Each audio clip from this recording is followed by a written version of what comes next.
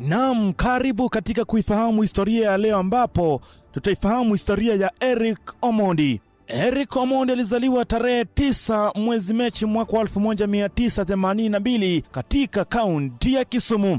Ni mtoto wa mzazi mmoja wa polisi. Baba yake alikuwa chief inspector na OCS wa kituo cha polisi cha Kisumu. Hata hivyo, Eric anao ndugu kadhaa, miongoni mwao ni Friend Omondi, Rose Omondi, Irene Omondi, Paulette Omondi na marehemu Joseph Onyango Omondi. Eric alipitia maumivu ya kumpoteza mmoja wa ndugu zake, Joseph Onyango Omondi, ambaye alikufa baada ya miaka ya ugonjwa wa uraibu. Eric alisomea Kondele Primary School, baadaye alijiunga na Kisumu Boys High School kwa shule ya upili. Alipoenda chuo kikuu, alihitimu chuo cha Daystar University akiwa na shahada ya Journalism and Mass Communication. Kazi ya Eric ilianza kama mwandishi wa habari kwa runinga ya NTV, ingawa ilikuwa kwa muda mfupi. Mwaka wa 2006, Eric alikutana Ndambuki Churchill. Alikuwa na onyesho la comedy na Eric alionyesha kipaji chake. Mwaka wa 2008, alipata umaarufu asili kupitia The Churchill Show, onyesho la comedy kwenye runinga. Na mwaka wa 2015,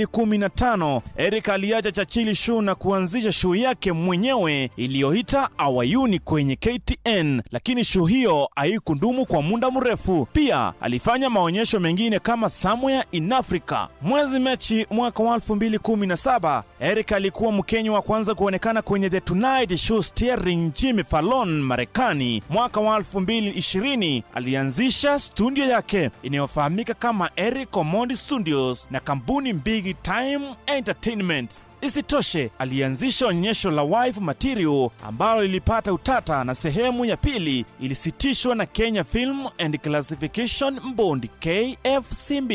Eric Omondi amekuwa akiendesha harambee na misaada. Mfano, katika mwaka jana, mwaka 2024, alizunguka kusaidia mwanafunzi aliyekuwa na adha ya ada ya shule. Pia amekuwa mwanaharakati kuhusiana na maisha ya Wakenya, hasa gharama ya maisha na mabadiliko ya kijamii.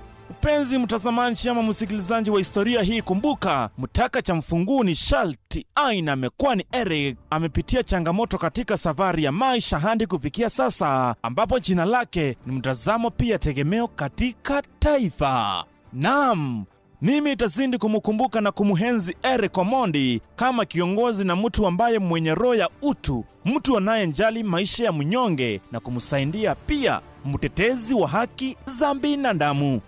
Je, utazidi kumkumbuka Eric na nini?